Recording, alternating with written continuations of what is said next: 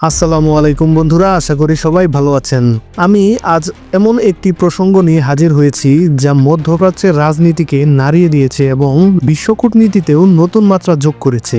আর তা হলো, সম্প্রতি একাধিক দেশ ফিলিস্তিনকে আনুষ্ঠানিকভাবে রাষ্ট্র হিসেবে স্বীকৃতি দিয়েছে। এখন প্রশ্ন হলো, এই স্বীকৃতি কি বাস্তবে ফিলিস্তিনিদের ভাগ্য পরিবর্তন করবে, নাকি এটি কেবল প্রতীকী সমর্থন যার কোনো বাস্তব সুফল নেই? চলুন গভীরভাবে বিশ্লেষণ করি।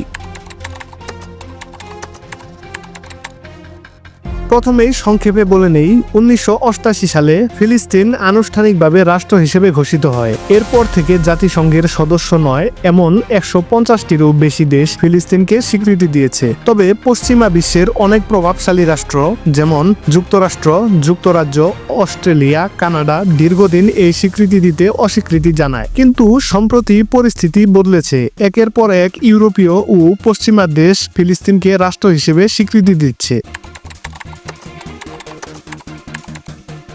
এই স্বীকৃতির ফলে ফিলিস্তিন এখন আন্তর্জাতিক অঙ্গনে আরও বেশি বৈধতা পাবে। জাতিসংঘ ও অন্যান্য আন্তর্জাতিক সংস্থায় তাদের অবস্থান শক্তিশালী হতে পারে। আলোচনায় বসার সময় ইসরায়েলকে আন্তর্জাতিক চাপ আরও বেশি অনুভব করতে হবে। স্বীকৃতি দেওয়া দেশগুলো ফিলিস্তিনের পুনর্গঠন, শিক্ষা, স্বাস্থ্য ও অবকাঠামোতে সরাসরি অর্থনৈতিক সহযোগিতা বাড়াতে পারে। বিদেশি বিনিয়োগ কিংবা উন্নয়ন প্রকল্প চালুর পথ কিছুটা সহজ হবে।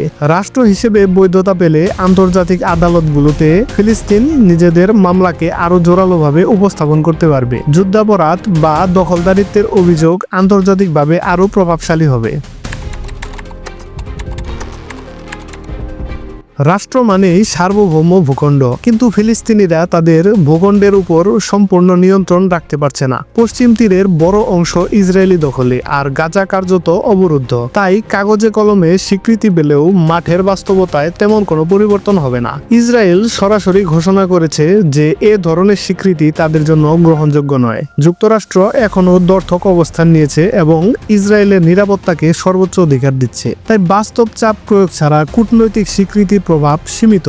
হামাস, ফাতা ও অন্যান্য রাজনৈতিক শক্তির দ্বন্দ্ব ফিলিস্তিনের ঐক্যকে দুর্বল করছে। রাষ্ট্র হিসেবে স্বীকৃতি পেলেও ঐক্যবদ্ধ নেতৃত্ব না থাকলে আন্তর্জাতিক সমর্থন কার্যকর রূপ পাবে না। এই স্বীকৃতির ঢেউ যদি অব্যাহত থাকে, তবে ফিলিস্তিন ধীরে ধীরে পশ্চিমা কূটনীতির মূল ধারায় প্রবেশ করবে। ইসরায়েলি নীতির বিরুদ্ধে আন্তর্জাতিক চাপ বাড়তে থাকবে। তবে বাস্তবিক স্বাধীনতা, নিরাপত্তা ও উন্নয়ন নিশ্চিত করতে হলে শুধু কূটনৈতিক স্বীকৃতি নয়, প্রয়োজন শক্তিশালী রাজনৈতিক ঐক্য, আরব বিশ্বের সক্রিয় সহায়তা এবং আন্তর্জাতিক চাপের ধারাবাহিকতা। বন্ধুরা, এক কথায় বলতে গেলে ফিলিস্তিনের রাষ্ট্র হিসেবে স্বীকৃতি পাওয়া নিঃসন্দেহে একটি বড় কূটনৈতিক জয়। এটি ফিলিস্তিনের সংগ্রামকে আন্তর্জাতিকভাবে বৈধতা দিয়েছে। তবে দুঃখজনক বাস্তবতা হলো, এটি এখনো প্রতীকী বিজয়। মাটিতে ফিলিস্তিনিদের দৈনন্দিন জীবনে বড় কোনো পরিবর্তন আনতে পারছে না। তাদের ভাগ্যের চাকা ঘোরাতে হলে আরো অনেক দীর্ঘ পথ পাড়ি দিতে হবে। তো বন্ধুরা, আপনারা কি মনে করেন এই স্বীকৃতি ফিলিস্তিনিদের বাস্তব পরিস্থিতি কতটা বদলাতে পারে? কমেন্ট করে জানাবেন। ভিডিওটি ভালো লাগলে লাইক দিন,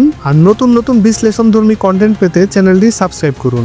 সবাই ভালো থাকুন, সুস্থ থাকুন এবং বাংলাদেশকে ভালোবাসুন। আল্লাহ হাফেজ।